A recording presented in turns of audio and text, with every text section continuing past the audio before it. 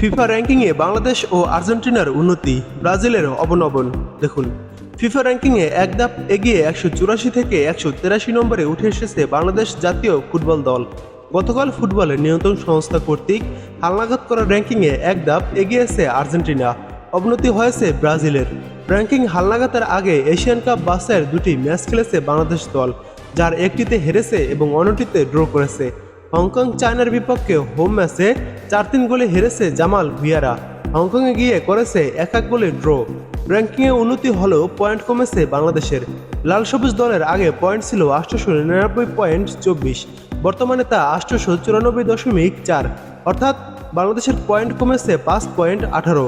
মূলত Brunei Darussalam 19 point হারিয়ে 2 ধাপ নিচে 185 নম্বরে নেমে যাওয়াতেই এগিয়ে যাওয়ার সুযোগ পেয়েছে বাংলাদেশ দল। বাংলাদেশ এগোলেও হংকংয়ের 2 ধাপ অবনতি হয়েছে। 146 নম্বর থেকে 148 নম্বরে নেমে গেছে দলটি, যদিও তাদের পয়েন্ট 5.18 বেড়ে এখন হয়েছে 1052.54। দলটির আগের পয়েন্ট ছিল 1047.36। ফিফা র্যাঙ্কিংয়ে শীর্ষস্থান ধরে রেখেছে স্পেন। আর্জেন্টিনা 3 নম্বর থেকে উঠে এসেছে 2 নম্বরে, 2 থেকে 3 নেমে গেছে ফ্রান্স। 4 থেকে 7 নম্বরে অবস্থানে কিছুটা পরিবর্তন এসেছে। 2.75 পয়েন্ট হারিয়ে ব্রাজিল 6 থেকে নেমে গেছে 7 নম্বরে, আর 6 উঠে এসেছে নেদারল্যান্ড।